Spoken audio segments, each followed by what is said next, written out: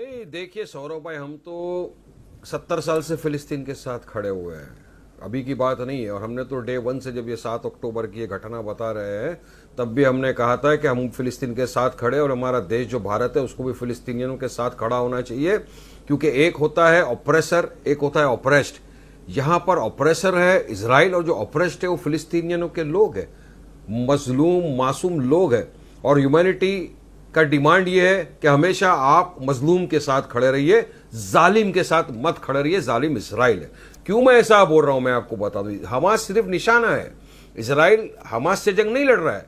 Israel Gaza पट्टी के मासूम बच्चों और महिलाओं से जंग लड़ रहा है, उनका नरसंहार करता जा रहा है, जेनोसाइड कर रहा है, एथनिक क्लिंसिंग कर रहा है। Israel total international law of war है, उसका पूरा उल्लंघन कर रहा है। यूनाइटेड नेशन तक बोल रहा है, उसकी बात नहीं सुन रहे।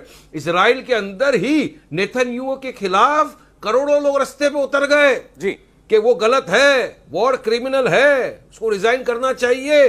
तो हम फिलिस्तीन के साथ खड़े, हमारा भारत देश फिलिस्तीन के साथ खड़ा हुआ है। 1977 में अटल बिहारी वाजपेयी, पूर्व प्रधानमंत्री लेट, जो उस टाइम एक्सटर्नल अफेयर्स मिनिस्टर थे, सौरभ भाई, उन्होंने कहा था कि इजराइल ने गैर कानूनन जबरन कब्जा कर लिया है फिलिस्तीन पे और उसको ये कब्जा छोड़ना होगा। महात्मा गांधी ने सपोर्ट किया, नेल्सन मंडेला ने सपोर्ट किया। तो भारत देश की भी नीति यही रही है। हमारे एक्सटर्नल अफेयर्स मिनिस्टर ने तो सेकेंड डे आके बोल दिया था कि इंडिया फिलिस्तीन की इंडिपेंडेंस के साथ खड़ा हुआ है। मोदी जी ने फिलिस्तीन के लिए सामग्री भेजी, मेडिकल एड भेजा, रिलीफ मटेरियल भेजा। लेकिन जब यूनाइटेड नेशन के अंदर समर्थन देने का टाइम आया, एब्सटेंटिज्म हो गया वहां पर। क्यों ऐसा किया? अरे हम तो विश्व गुरु हैं, हमारे पास तो G20 की प्रेसिडेंसी है। मोदी जी को तो बोलना चाहिए था कि जो होस्टेजेस इस तरफ है, महिलाएं, बच्चे, बुजुर्ग, उनको छोड़ो। आप भारत सरकार के स्टैंड के खिलाफ रहे, मैं जानता हूं इसका जवाब देंगे अभी। फायर करो। मैं आपका एक कमेंट चाहता हूं, कांग्रेस पार्टी और सोनिया गांधी ने जो आज लेख लिखा है उस पर, कांग्रेस पार्टी के स्टैंड पर, आपको लगता है कांग्रेस पार्टी जिस तरीके से फिलिस्तीन के नागरिकों का पक्ष ले रही है भारत में, उन्होंने भी यही बात कही जो आपने कही कि भारत को एब्सटेन नहीं करना चाहिए था यूएन में, सीज फायर के लिए वोट करना चाहिए था।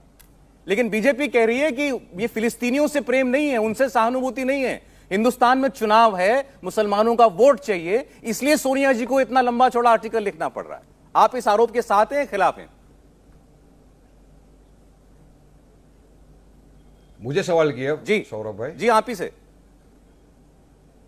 जी सौरभ भाई, यहाँ देखिए, मेरी तरफ से, मैं अपनी पार्टी की तरफ से बोल सकता हूं, यहाँ पॉलिटिक्स कुछ है नहीं, इंसानियत का नाता है। ठीक है, ये तो ना 3 में ना 13 में है, इजराइल के साथ खड़े हो गए। I stand with Israel. अरे इजराइल के साथ खड़े खड़े पैर थक गए हो तो जाके जरा मणिपुर में भी खड़े हो जाइए। 78 दिन लग गए मोदी जी को मणिपुर के ऊपर जुबान खोलने में, 9 घंटे में आ गए इजराइल फिलिस्तीन के ऊपर ट्वीट करने के लिए। दूसरा सौरभ भाई, मेरा तो इंसानियत प्लस मेरी आस्था का भी नाता है। मेरा वहां पे मस्जिद अक्सा है, मेरा पहला किबला है, मेरा बैतुल मुकद्दस है, उसका कुरान में उल्लेख है, ता कयामत तक ये चलेगा। जो भले जेरूसलम के अंदर है वेस्ट में, मगर इजराइल तो वहां पर भी कर रहा है। अच्छा चलिए, आपकी बात का और तहसीन पूनावाला की बात का जवाब दे रहे हैं अब शहजाद।